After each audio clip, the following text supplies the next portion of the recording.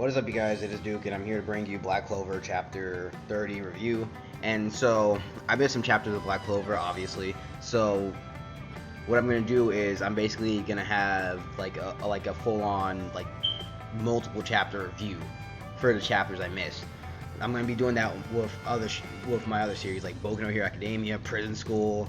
Freaking, I gotta get on Prison School, and I also need to do that with freaking DBZ Super episodes 9 to 11. I'll do episode 12 separately, but anywho, that's enough of that.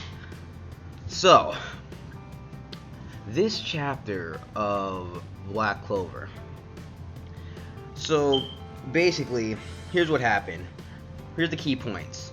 1, freaking Chibi Gluttony. What the fuck? 2, Aster, character development for Aster. And 3, fucking Huego. Alright. So, 1. So, the witch, she basically uses the mana that she apparently absorbed 2 chapters ago, like from the citizens and everything. I thought she was like on some soul manipulation shit. Like she just absorbed their souls and everything like that, because that would have been like freaking, like, whoa. But no, it was basically mana absorption she did. And she absorbed their mana, I guess, basically to look younger and stuff like that, so, and to gain more power. And so she used the absorbed mana, she used all the absorbed mana to basically cancel out Juno's wind breath, and she crashed into the royal palace, mainly the kitchen area where Chibi Gluttony was. So then she's like, hand it over.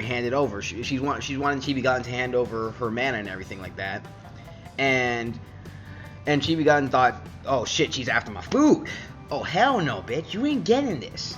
And she's like, give it to me and stuff like that. And meanwhile, Juno, he's flying towards the royal palace.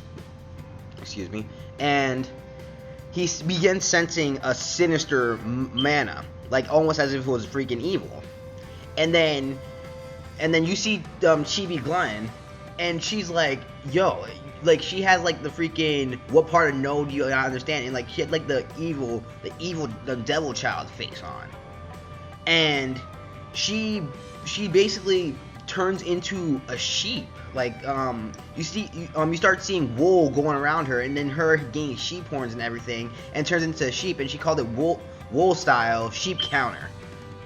No, or wool form sheep counter. And she basically she basically KO'd the witch and blasted her straight out of the palace in the area and stuff like that.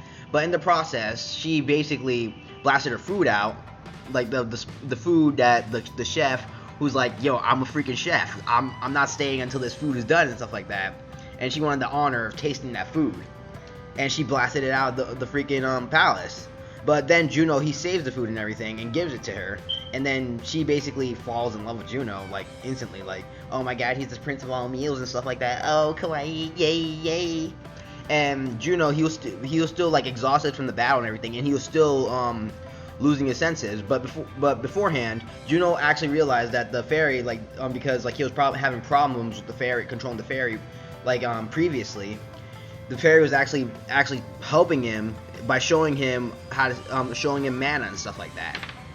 But anywho, Juno, his senses were still numb and everything, and even though he had a new sense and everything, like, he passed out on top of Chibi Gluttony. So after that, we move on to Aster. So Aster, he's still fighting the Cyclops sorcerer, and the Cyclops sorcerer now summons another zombie of his, and this time it was rank number 2, Alfred. And from the looks of it, Alfred looked like a lightning magic user. And Aster, he was trying to evade, trying to slash Alfred and stuff like that, and evade his lightning and stuff like that, and negate it.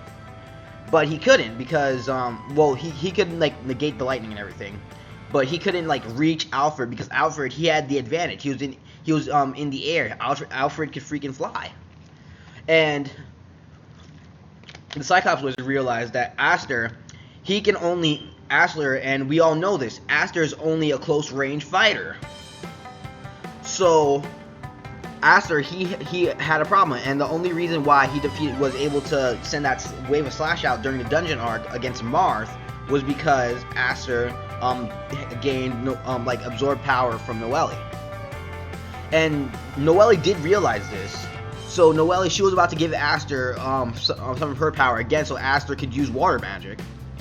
But they got ambushed by another zombie doll, and this zombie, it was using mud magic, and Leopold, he was at a complete disadvantage against mud magic. And I don't know, the Cyclops sorcerer, he didn't name the zombie. He really didn't. Like, I don't know if it was I know it's another special zombie. I don't know if it's number 1. I don't know if it's number 3, because we already know Jimmy was number 4 and Alfred's number 2. So, whatever. So, Aster, his body, he couldn't move his body anymore, and like he was completely exhausted. He reached like his limit and everything. And Aster, like, he's contemplating in his mind that he doesn't want to lose. Like, he's basically contemplating in his mind what he's gonna do and stuff like that. And he's like, I don't want to lose to a guy that I don't even consider a human. And Aster, like, he's like really beating himself over it. And then we see Alfred get immediately incinerated, and in comes freaking Hugo, Hugo Vermilion or Vandemillion. Like, they like the translations, man. The translations. Like, first it was stated, oh, Hugo Vermilion. All right. Next it was stated, Fioleon Vermilion. And I'm like, wait, no, Fioleon Vandermillion. And I'm like, oh, come on, stop with the fucking translations already. But anywho, Hugo comes in, and he completely incinerates Alfred in an instant. And then, like, the Cyclops wizard, he realized, oh, that's the leader of Crimson Lion King. And Aster, and this was what caught me off guard, because I didn't expect this to happen. Like, Aster immediately says and blatantly admits, I've lost this fight, because Hugo stepped in. Aster could not win this fight on his own. Well, and he did have help from Noelle too. So Aster, he completely lost this fight, and Hugo apologizes for stepping into the fight and everything. And he asked Aster, like, yeah, you're gonna become Sorcerer Emperor, right? Sorry, dude, but that makes me my rival as well. So then Hugo's like, leave the rest from now on. Just leave the rest to me and stuff like that. All right. So Hugo, next chapter, from the looks of it, he's taken over the battle. And honestly, Hugo, like, throughout this arc, he's shown that he's shown well leadership. He's shown a lot of great leadership and stuff like that. And he helped with Noelle's character development, and now he's helping with Aster's character development. So I'm really liking that. I'm really liking Hugo. He's a natural born leader. So so honestly, I'm choosing him as the next candidate for, like, if something happens to the current Sorcerer Emperor, and they're gonna have to choose a new Sorcerer Emperor, Hugo, man, because he's showing like off the bat, off the gate and everything, he's showing that he's a true leader and stuff like that. So that shows a lot in the character if they're already showing that, like, what they can do. They're a true leader, and they're strong as fuck too. So anywho, overall, this chapter of Black Clover, it was a pretty damn good chapter of Black Clover. I really did enjoy it, reading it and stuff like that.